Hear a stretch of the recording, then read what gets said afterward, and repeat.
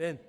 오늘 우리에게 주신 말씀은 야고보서 4장 11절에서 17절까지 말씀. 야고보서 4장 11절에서 17절까지 말씀을 우리말 성경 275면 4면 정도가 되겠습니다. 야고보서 4장 11절에서 17절까지 말씀을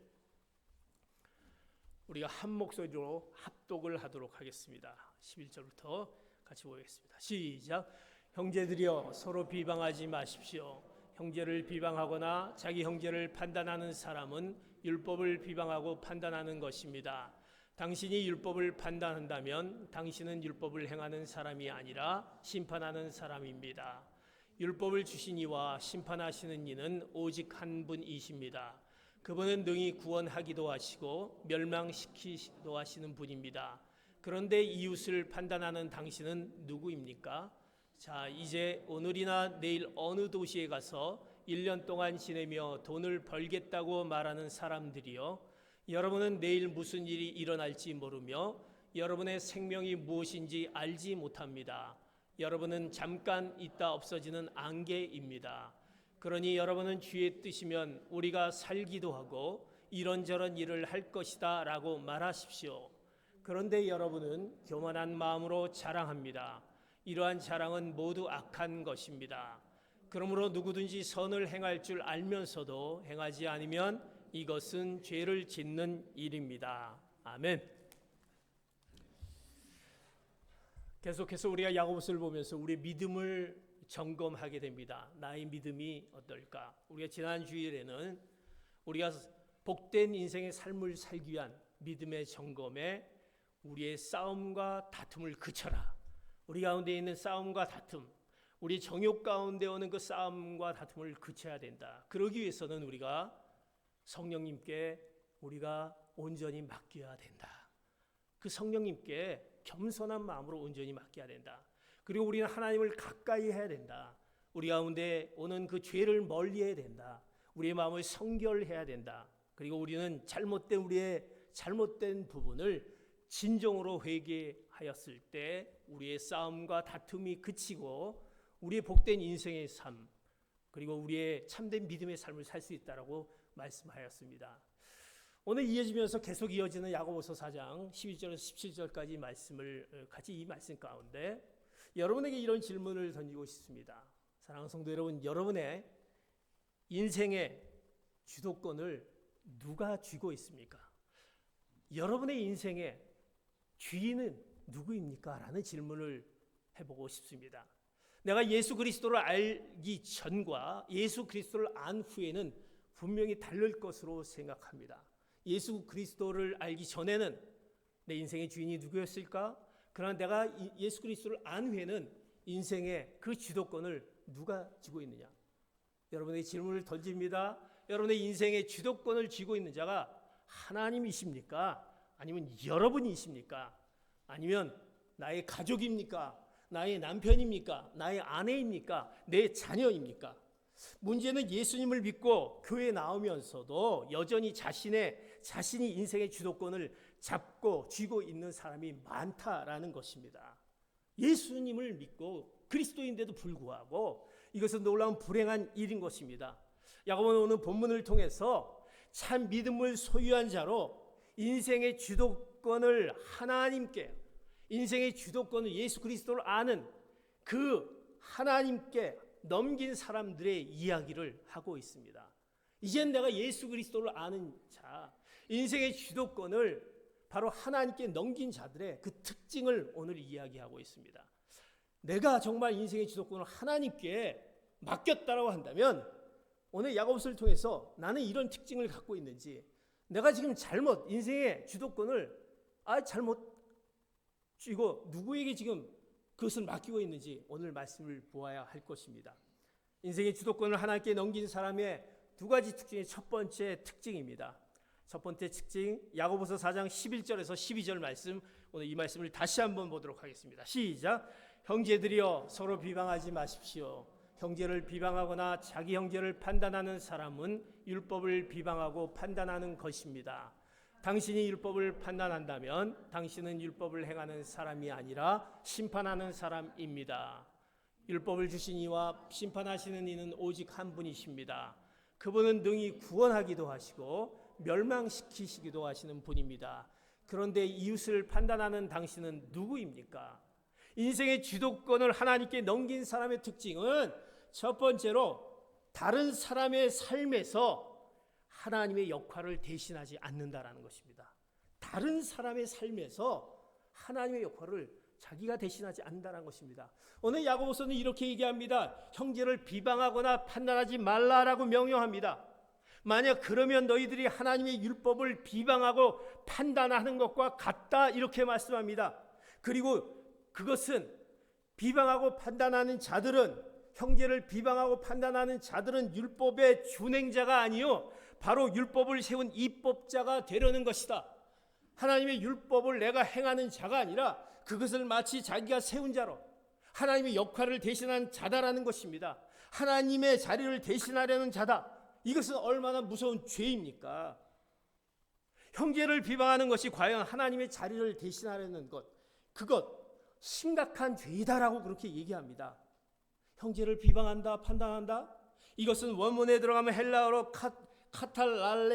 카탈랄레로라는 그런 원문의 뜻을 갖고 있습니다. 이것은 얕잡아보다 그리고 얕잡아 말하다라는 것입니다.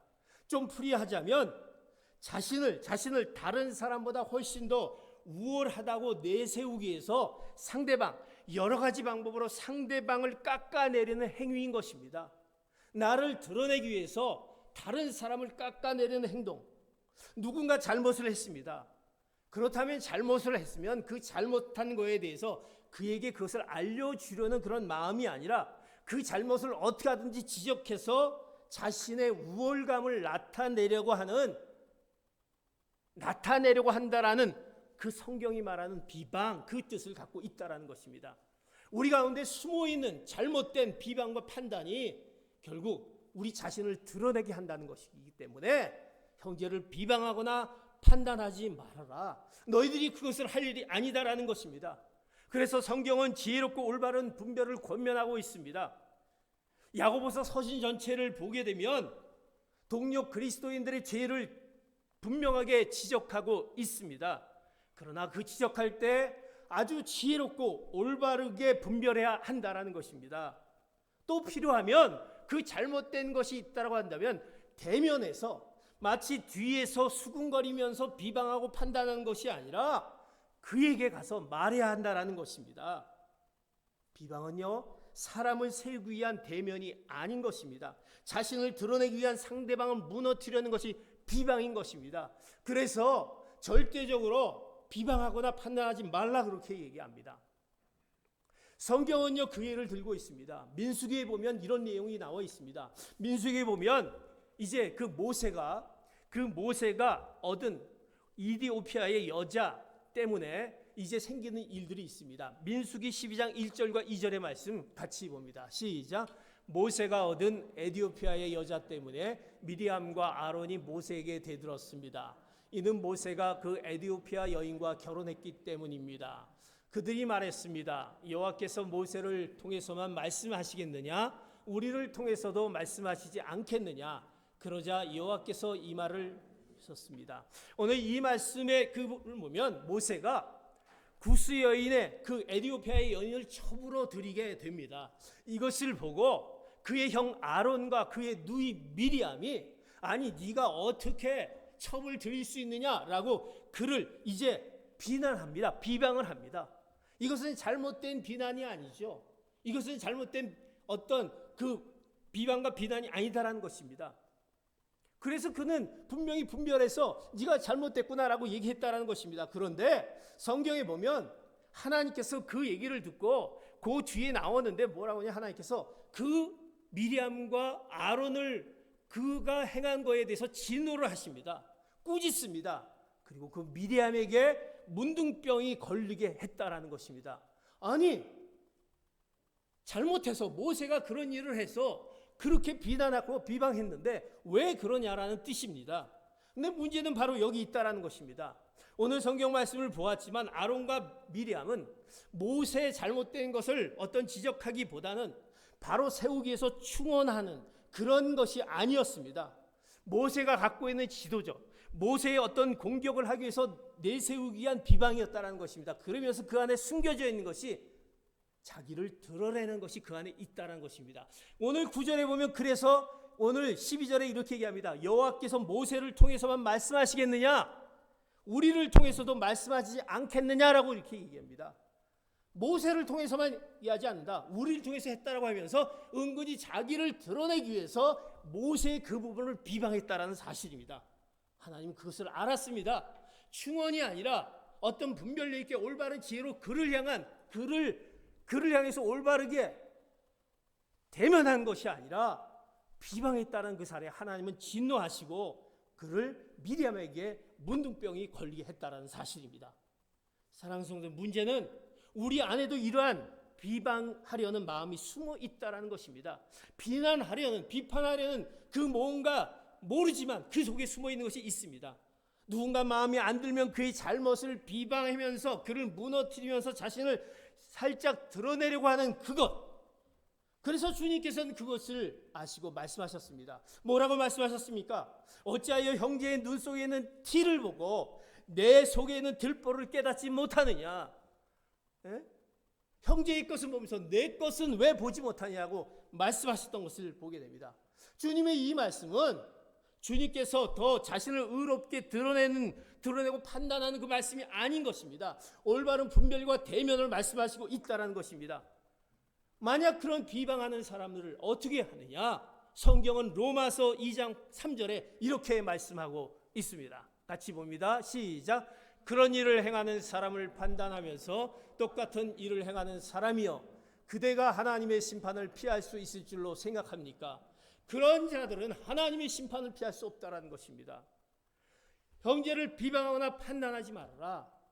우리가 우리의 인생의 주권을 하나님께 맡긴 사람들은 다른 사람의 삶을 하나님의 역할로 대신하지 않는다라는 것입니다. 내가 마치 그것을 하나님의 역할처럼 하지 않는다라는 말씀이 이 안에 들어있다는 것입니다. 사랑하는 성도 여러분, 기억하시기 바랍니다. 하나님이 세우신 형제를 깎아내리고 비방하려는 순간 하나님의 역할을 대신하려는 것이다라는 것을 기억하시기 바랍니다. 누군가 다른 사람에게 하나님의 역할을 대신하려고 해서는 안 된다라는 것을 말씀해주고 있다는 것입니다. 우리가 이 말씀을 가만히 들으면서 우리는 이것을 생각해 볼 때 우리의 삶을 한번 뒤돌아보게 됩니다. 우리가 정말 하나님의 역할을 대신하는 위험한 시도가 우리 가장 가까운 곳에서 이루어지고 있다는 것입니다. 그것이 어디냐? 우리 가정 가운데서 이루어질 수 있다는 것입니다. 우리가 가장 가까운 가정 안에서 우리가 바로 내가 하나님의 역할을 대신할 수 있다. 사랑하는 성도 여러분, 우리 부부가 있습니다. 또 부모와 자식 간이 있습니다. 이 내용 중에서 어떤 자녀에 대한 것을 좀 얘기하기를 원합니다. 가정 안에서 우리가 한번 생각해 볼 때 우리 자식은 어떻습니까? 그 자식을 자기 소유로 생각하게 됩니다. 자기 보물입니다. 모든 것을 주어도 아깝지 않은 자식, 보물이라고 생각합니다. 정말 이것이 성경적일까? 이것이 맞는 것일까? 이것은 유교적인 생각일 뿐인 것입니다. 성경은 단 한 번도 자녀를 여러분의 소유라고 말씀한 적이 없습니다. 우리 자녀를 어떻게 얘기합니까? 자녀는 하나님이 여러분에게 잠시 맡겨주신 바로 하나님의 기업이다라는 것입니다. 여러분의 자녀는 하나님이 잠시 맡겨주신 기업이다라는 것입니다. 우리는 그 자녀를 잘 치기 위한 청지기 역할을 해야 될 우리의 역할이다라는 것입니다. 이 사실을 명심해야 합니다. 우리의 소유가 아닌 것입니다. 그런데 우리는 바로 하나님의 역할을 대신합니다. 자녀들에게. 이것을 우린 조심해야 할 것입니다. 그래서 우리가 부모와 자녀 간에 어려움이 많이 생깁니다. 왜 그런 일들이 생깁니다? 내가 마음대로 내 소유니까 내가 하자는 대로 해야 되니까 이러다 보면 어려움이 생긴다는 것입니다. 자녀를 화나게 합니다. 분노케 합니다. 자녀를 마음대로 조종하려고 합니다. 자기의 소유라고 생각하기 때문에 자녀는 하나님의 기업입니다. 보물입니다. 우리와 동등한 어떻게 보면 하나님이 맡기신 자녀를 존중해야 하는 것입니다. 또 우리는 어떻습니까? 우리는 자녀를 지나치게 너무 보호하려는 태도가 있다는 것입니다. 이 자녀를 어떻게든 것이 내 자녀니까 모든 것을 다 해주려고 합니다. 완벽하게 내가 뒷바라에 해주려고 합니다. 그냥 모든 것을, 심지어는 우리 자녀에 대한 미래, 그 자녀에 대한 미래를까지도 우리가 다 책임지려고 합니다. 자녀를 위해서 뭘 해줘. 그러나 이것이 정말 맞는 행위인지, 어떻게 보면 이것은 자녀를 망치는 행위가 될 수 있다는 것입니다. 자녀를 하나님의 그 기업이기 때문에 자신이 자녀를 책임져야 하는 모든 유산을 내 이상까지도 자녀에게 다 줘야 된다, 이런 생각을 해가지고 그 자녀가 있을 때 그 자녀가 정말 잘 자랄 수 있느냐. 하나님의 기업인데 그 안에 하나님의 안중이 없다라는 것입니다. 하나님의 기업이고 하나님의 보물인데 그것을 생각하고 내 것이기 때문에 이렇게 만들어 결국 어려운 가운데 생길 수 있는 그런 것을 보게 됩니다. 이것은 결국 하나님의 역할을 대신하려는 것이기 때문에. 사랑하는 성도 여러분, 여러분 어떻습니까? 여러분의 인생에 누가 간섭하셨습니까? 하나님이 간섭하고 계시지 않습니까? 그렇다면 우리 자녀에게도 인생에게도 간섭하고 그를 보호하신다는 것을 여러분 믿으시기 바랍니다. 하나님이 우리 자녀를 간섭하시고 보호하십니다. 우리는 자녀의 인생에서 하나님의 자리를 대신하지 않도록 우린 조심해야 하는 것입니다. 바로 이 모든 문제의 핵심이 우리가 늘 다른 사람의 삶에 하나님의 역할을 대신하는 태도가 우리 가운데 있기 때문입니다. 우리가 할 수 있는 것은 내 자녀를 위해서 하나님의 것이기 때문에 그 자녀를 향해서 기도하는 것입니다. 간구하는 것입니다. 내가 시간을 내고 노력하면서 내 자녀가 하나님의 자녀로 자랄 수 있도록, 하나님을 모르지 않고 하나님 중심의 삶을 살 수 있도록 내가 그 자녀를 향해서 정말 노력하고 자녀를 향해서 시간을 내서 기도해야 되고 자녀를 향해서 하나님을 알게끔 하는 그 모습이 우리 가운데 있을 때 우리가 하나님의 역할을 대신 안 하게 되는 것입니다. 사랑하는 성도 여러분, 우리가 다른 사람, 내 자녀까지, 아니면 내 사랑하는 남편, 내 사랑하는 아내, 그것을 내가 내 역할을 하려고 하고 되지 않습니까? 우리는 그것이 다 하나님의 역할이다라는 것을 기억하시기 바랍니다. 하나님께 인생의 주도권을 내어드린 사람은 바로 다른 사람의 삶에서 하나님의 역할을 대신하지 않습니다. 이제 그것은 하나님께서 하신다는 사실입니다. 여러분, 인생의 주도권을 이제 우리의 하나님께서 갖고 계시니 그 하나님께 모두 맡기시는 여러분 되시기를 축복합니다. 이제 두 번째, 인생의 주도권을 하나님께 맡긴 사람은 어떤 사람이냐? 야고보서 4장 13절의 말씀, 이렇게 말씀하는 것을 보죠. 같이 말씀을 봅니다. 시작. 들으라, 너희 중에 말하기를 오늘이나 내일이나 우리가 어떤 도시에 가서 거기서 1년을 머물며 장사하여 이익을 보리라 하는 자들아. 두 번째로 인생의 주도권을 하나님께 맡긴 사람은 어떤 사람이냐? 자신의 삶에서 하나님의 역할을 대신하지 않는다는 것입니다. 내 삶에서. 왜? 이제는 우리가 예수 그리스도를 믿는 하나님의 자녀이기 때문에 내 삶에서 하나님의 역할을 대신하지 않는다라는 것입니다. 오늘 그것을 설명하기 위해서 오늘 야고보는 가상의 인물을 하나 등장을 시킵니다. 이 가상의 인물이 어떻게 등장이 되냐면 이 가상의 인물이 잘못된 것을 오늘 드러내는 말씀입니다. 4장 13절의 말씀, 그 말씀을 이제 같이 보았는데 이 인물이 이런 인물이야. 이 인물은 철저한 계획이 있는 사람이었습니다. 오늘 그 계획을 이 본문에 아주 자세하게 얘기하고 있습니다. 자, 이 자를 보십시오. 이 사람은요, 우리가 어떤 도시에 가서 이 사람이 어떤 도시에 가서 1년을 머물며 장사의 이익을 보리라, 이렇게 얘기합니다. 그는요, 철저하게 그가 어느 곳에 가서 내가 뭔가 하려고 하는 그 장소가 나와 있습니다. 어디가 있습니까? 도시라는 장소가 나옵니다. 그리고 그곳에서 기간이 나옵니다. 얼마의 기간이 나옵니까?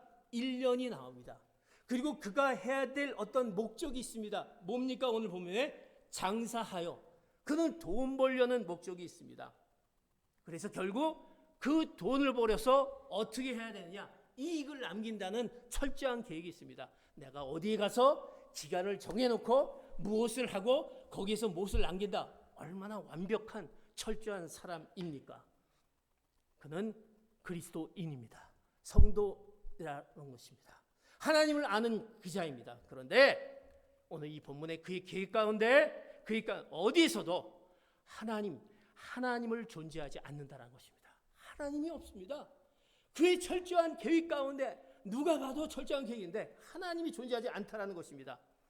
하나님과 함께 삶을 계획하지 않는다라는 것입니다. 그가 인생의 모든 계획을 세우고 나아갑니다. 여러분들 어떻습니까? 우리의 사업도, 우리의 직장도, 내 자녀의 진로도, 또 내가 퇴직 후의 준비도 우리가 모두 다 준비하고 있지 않습니까? 우리는 하나님을 믿는 자인데 하나님은요 우리 마음속 골방에 모셔둡니다. 그 계획에 내가 세운 계획이 있지 하나님은 이미 저쪽 골방에 계신다는 사실입니다. 물론 우리는 이 사실을 인정하고 싶지 않을 것입니다. 아니 그렇지 않습니다. 때로는 우리는요 내가 공경에 처한 경우를 제외하곤 내가 때로는 힘들고 어려울 때는 그때는 하나님을 찾습니다. 또 때로는 우리가 도저히 힘들고 어려운 가운데 위기 있을 때는 그때 하나님을 찾습니다. 또 내가 예배 자리에 또 내가 믿음을 얻기 위해서 내가 잘못된 그 모습 가운데 있을 때 죄사함 얻기 위해서 하나님을 찾습니다. 내가 하나님 앞에 찬양을 올리기 위해서 하나님을 찾습니다. 그러나 여전히 하나님이 우리의 주인이다라는 것입니다. 어떻게 보면 우리가 알게 모르게 우리의 일상 가운데 우리의 사소한 부분 가운데 내가 결정해야 되는 부분 가운데 내 모든 계획 가운데 하나님의 주인이 아니라 하나님은 손님인 것처럼 우리가 인생의 주인으로 생각하는 것을 우리가 인생의 주인이라는 생각이 우리도 모르게 들어있다는 것입니다. 내가 그리스도인데도 불구하고 하나님의 자녀인데도 불구하고 믿음이 있다라고 한데도 불구하고 우리는 모르게 내 인생의 주인이 나다라고 생각하고 있다는 것입니다. 야고보는요 자기 힘으로 삶을 꾸려가는 이런 자들 이런 태도가 바로 문제였다는 것입니다. 바로 하나님이 없는 그들 하나님이 없는 그 사람 왜 문제입니까? 왜 문제라고 생각합니까? 야고보서 4장 14절에 그 문제점을 이렇게 얘기합니다. 시작. 여러분은 내일 무슨 일이 일어날지 모르며 여러분의 생명이 무엇인지 알지 못합니다. 여러분은 잠깐 있다 없어지는 안개입니다. 문제가 뭐냐면 그들은 이것을 모른다. 하나님의 진단입니다. 무엇입니까? 여러분의 생명은 무엇입니까? 여러분은 잠깐 있다 없어지는 뭐다? 안개다라고 얘기하고 있습니다. 우리가 인생의 주인이 되면 안 되는 이유가 여기 있다라는 것입니다. 너희들은 안개다라는 것입니다. 잠깐 있다가 없어지는 안개다라는 것입니다. 인간의 그 인생의 유한성 때문에 너희들이 이게 문제다라는 것을 얘기합니다. 우리는 1년이나 어떻게 보면 한 달이나 고사하고 당장 내일이 무슨 일이 일어날지 알지 못합니다. 여러분 내일을 우리가 어떻게 알겠습니까? 우리의 멀쩡한 우리의 육신을 갖고 있지만 내일 어떤 일을 당할지 우리는 알 수 없다라는 것입니다. 물론 우리가 계획을 세우는 것이 나쁜 것은 아닙니다. 그러나 하나님이 없는 계획 그 태도가 문제다라는 말씀을 이 가운데 너희 인생이 무엇이냐라고 얘기하면서 그 문제를 이야기하고 있습니다. 그래서 예수님은 우리에게 이것을 알게 지적하는 예수님의 말씀 우리 성경의 비유 가운데 어리석은 부자가 있지 않습니까?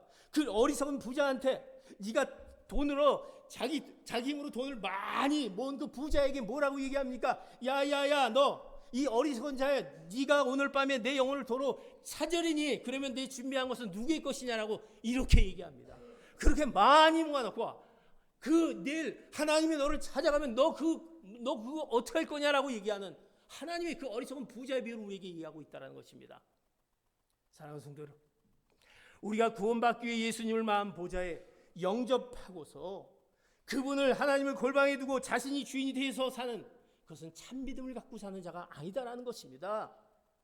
골방에 갖고 놓고 내 모든 계획 가운데 그것 가운데 꽉 차 있는 너희 일생에 너희 삶에 너희 일상생활의 주인이 누구냐라고 질문하고 있습니다. 자기 삶에 하나님의 역할을 대신해서는 안 된다는 것입니다. 하나님이 그 역할을 이제 해주셔야 되고 하나님이 그 가운데 개입하셔야 되는데 우리가 그것을 하려고 했을 때 그것이 얼마나 어리석은 자인지 오늘 하나님께서 우리에게 인생의 주도권을 누가 주고 있느냐라고 질문을 던지면서 우리에게 말씀하고 있습니다. 우리가 가지고 있는 돈을 사용할 때 정말 우리가 가지고 있는 어떤 일을 결정할 때 과연 이것이 하나님의 뜻에 하나님의 원하시는 것에 사용되지고 하나님이 이것이 필요한 것일까 상의하고 있습니까? 그 일을 성경의 진리에 비춰보면서 마음 보좌에 우리가 하나님을 밀어내고 우리가 앉으면 어떤 일이 일어납니까? 하나님은 없고 내 생각대로 다 했으면 어떤 일이 일어납니까? 성경은 우리에게 이렇게 얘기합니다. 야고보서 15장 4장 15절 16절 이렇게 얘기합니다. 같이 봅니다. 시작. 그러니 여러분은 주의 뜻이면 우리가 살기도 하고 이런저런 일을 할 것이다 라고 말하십시오. 그런데 여러분은 교만한 마음으로 자랑합니다. 이러한 자랑은 모두 악한 것입니다. 우리는 안개와 같은데 결국 그런 자들 하나님의 중심을 모시지 않고 우리의 생각대로 내 뜻대로고 내 보좌에 하나님을 밀어내고 우리가 앉으면 어떤 일이 아니냐? 우리는 어떻게 되냐면 그 교만한 마음으로 자랑합니다라는 것입니다. 허탄한 자랑이 우리 가운데 생겨난다라는 것입니다. 그것이 성경이 얘기하는 것입니다. 그래서 요한일서 2장에 보면 이것은 이생의 자랑이라는 것입니다. 우리의 모든 초점이 세상을 향해 가버릴 수밖에 없다는 것입니다.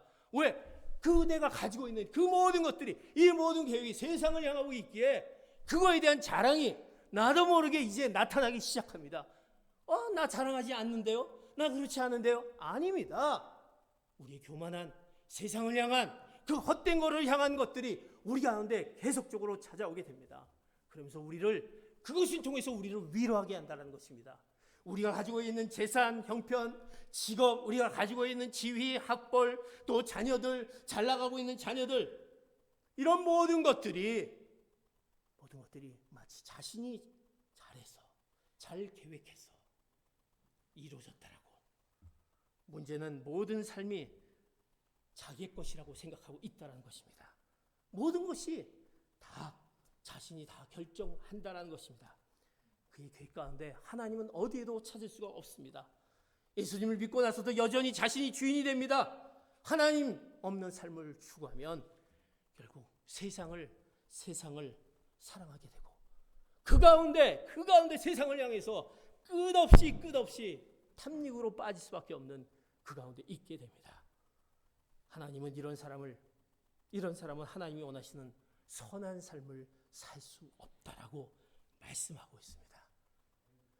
그 성경에 오늘 4장 17절을 이렇게 말씀합니다. 마지막 17절 말씀합니다. 시작.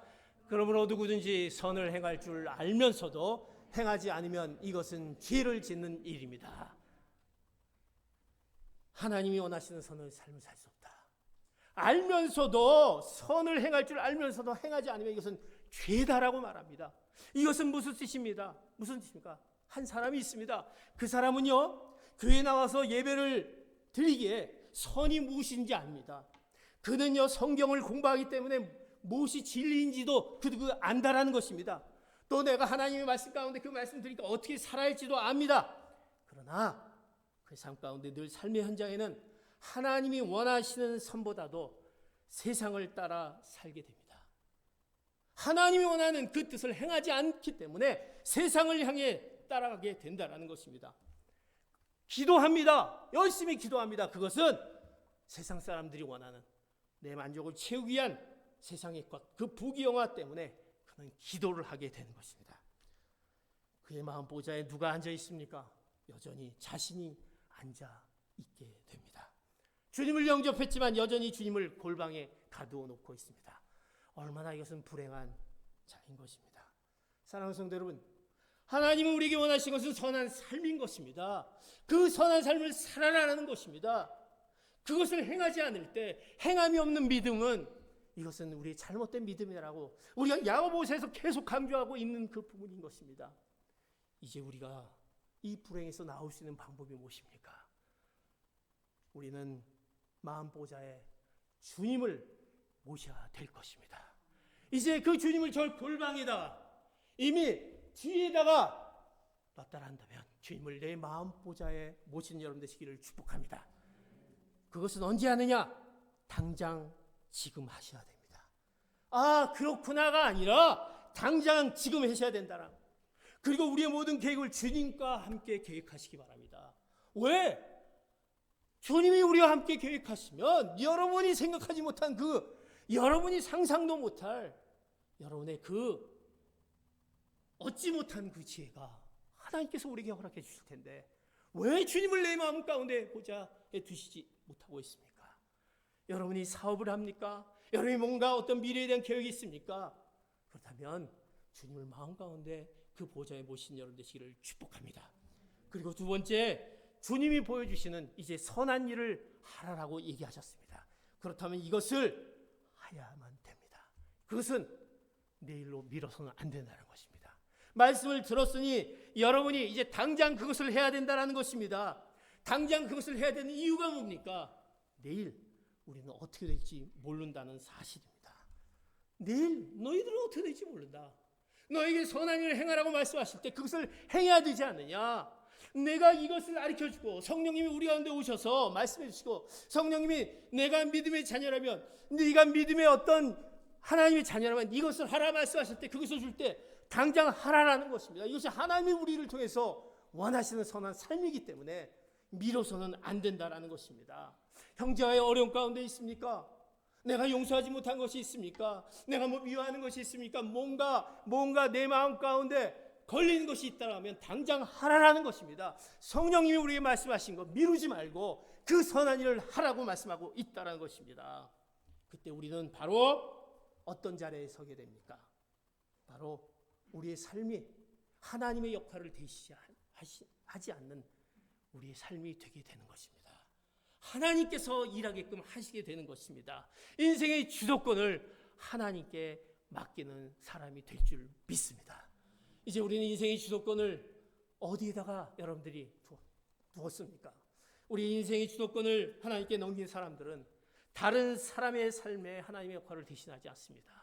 자기의 삶에 우리의 일상에 하나님의 역할을 대신하지 않는다는 이 말씀을 기억하며 이제 우리가 그 참 믿음의 소유자 하나님이 늘 동행하는 삶, 그래서 하나님의 그 놀라운 뜻을 이루어드리며 그 축복된 삶을 살아가는 귀한 성도 여러분 되시기를 예수 그리스도의 이름으로 축복합니다. 아멘. 기도하시겠습니다.